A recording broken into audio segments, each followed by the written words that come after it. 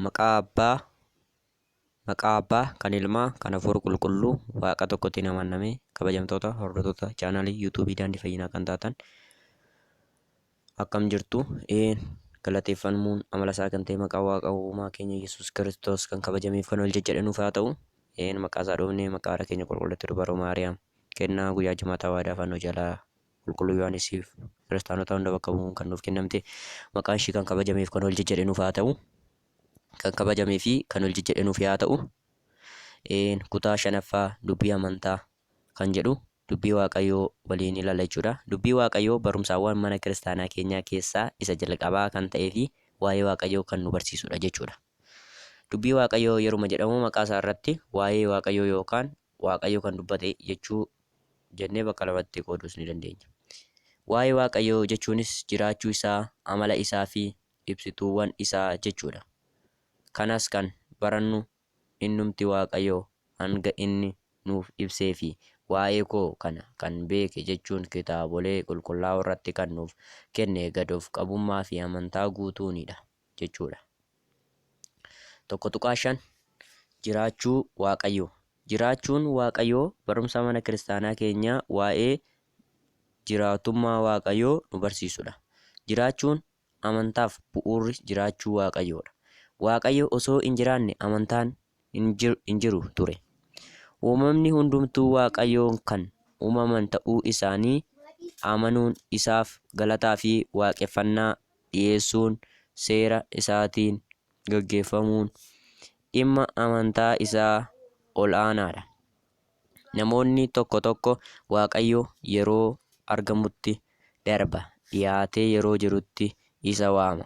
Isaayyaas 55:6 osoo jedhamuu maal na dhibdeen qorachuun dadhabuu irraa kan ka'e Waaqayyo hin jiru jechuun kitaabni wallaalaan Waaqayyo hin jiru jedha. Akkuma jedhe faaruu Daawit 55:1. Nuti kiristaanonni garuu beektonni biyya lafaa baay'een humni guddaan tokko jira jechuun kan dubbatan mataa isaan kan isaa argamsiise kan hin qabne bara baraaf kan jiraatu abbaa uumamtootaa hundaa kan ta'e Waaqayyo bara baraaf ni ture, ni jira, ni jiraata jennee amanna jechuudha. Jiraachuu isaa immoo inni ofuma isaatii karaalee adda addaa ibseera. Isaanis kanatti aansinee ilaalla. 1:5 Jiraachuu Waaqayyoo akkamitti beekna kan jedhu. Waaqayyo gooftaa keenya jiraachuu isaa karaalee armaan gadii ibseera. Jiraachuu uumamaan, miidhaginaa fi waliigaltee uumamaan, dubbii inni jechaa fi jechaan namoota waliin dubbateen, kitaabolee qulqullaa'oon, hojii gaarii, yaada namootaa fi ilaalcha isaanii. 1. Jiraachuu uumamaa. Jiraachuun uumamaa jiraachuu Waaqayyoof raagaa guddaadha. Uumamoonni har'a nuti ija keenyaan arginuu fi hin argine eessaa dhufan jennee yeroo qorannu humni isaan argamsiise tokko akka jiru hubanna. Humni kun immoo hundaa ol kan ta'e Waaqayyodha. Waaqayyo dursee jalqaba kan hin qabne barummaan jiraachaa ture. Akka beeketti yeroo barbaadetti addunyaa mul'attu kanaaf kan hin mul'anne uume. Dhuguma Waaqayyo uumamtoota akka argamsiise kitaabni akkas jedha. Amma garuu bineensota gaafadhu, allaattiiwwan samii gaafadhu sitti himu yookaan lafatti himi, isheenis si barsiisti. Humni Waaqayyoo akka kana taasise. Iyyoob 12:7. Kanaaf uumamtoota ilaaluun, qorachuun uumaan akka jiru ni hubanna. Fal'aa kana immoo baay'ooliin uumamaa kan argamsiise Waaqayyo hin jiru kan jedhan jiru. Faallaa kanaa immoo jechaadha. Waaqayyo uumamaa kan argamsiise hin jiru jechuun ni dubbatu. Mootichi Daawit namoota akkasii kan itti akeekkachiise faarsaa isaa irratti dhuguma samiiwwanii fi lafti gooftummaa fi uumaa ta'uu Waaqayyoo akka ragaa ba'an yeroo ibsu akkas jedheera. Samiiwwan kabaja Waaqayyoo dubbatu, samiin xeferis hojii harka isaa dubbata. Faaruu 19:1. Kitaabolee monoksootaa keessaa tokko kan ta'e Mar Yisihaaqis akkas jedha. Jiraachuu Waaqayyoo beekuu yoo barbaadde barsiisaa fi ragaa ta'e gara Waaqayyoon beekuutti kan si geessu uumamtoonni siif jiru. Maarqos Yisihaaq boqonnaa 1 keeyyata 2. Lammaffaa miidhaginaa fi waliigaltee uumamaan. Uumamni walii isaanii walii galanii fi sirnaan seeraan cimanii jabaatanii jiraachuu isaanii jiraachuu Waaqayyoof ragaa guddaadha. Biiftuu fi addeessi, dachee fi urjiiwwan bakka isaanii taa'anii osoo waliin hin bu'inii fi wal hin balleessin osoo hin jijjiiramin wal eeganii naanna'uun isaanii, aduun guyyaa, addeessi galgala ba'anii galuun isaanii Waaqayyo akkas waan isaan taasiseefidha. Aduun, urjii fi lafti haala amma irra jiran irraa xiqqoo osoo socho'anii jireenya addunyaa kanaa irratti balaa isaan uuman saayinsiin illee ragaa ba'a. Haala kanaan akka jiraatan kan taasise Waaqayyo Fayyisaa uumaa bara baraa kan ta'e Yesuus Kiristoosidha.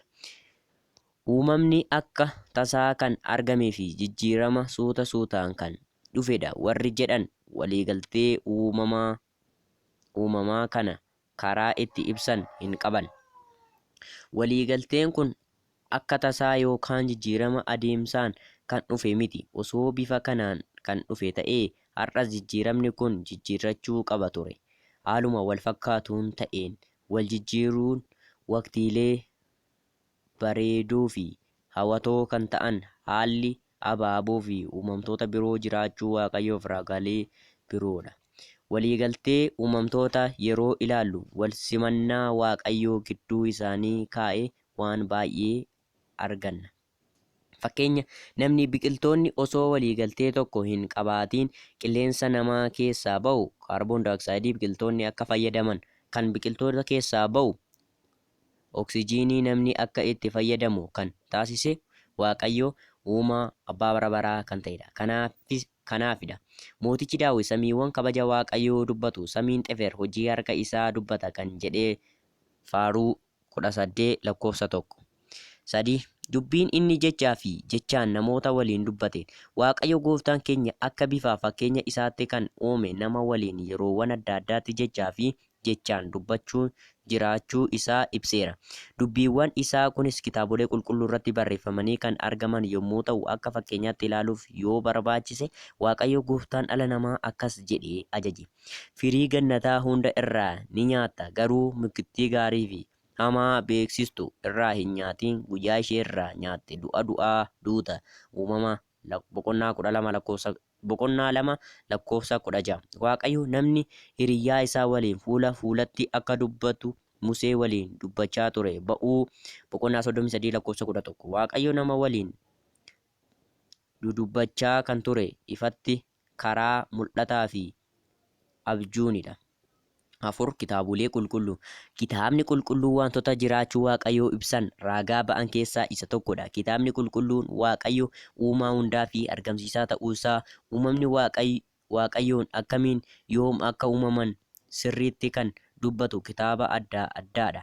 Jalqaba irraa Waaqayyo samiif lafa uume jedhee jalqabuma isaa darbee qofa osoo hin ta'in isa dhufus isa fuula duraas akkuma kana dhugaatti sirriitti kan dubbatu eeyyamni Waaqayyoo kan irratti barreeffame kitaaba addaa waan ta'eef jiraachuu Waaqayyoo ragaa olaanaadha. 5. Hojii gaarii yaada namaa fi ilaalcha isaanii.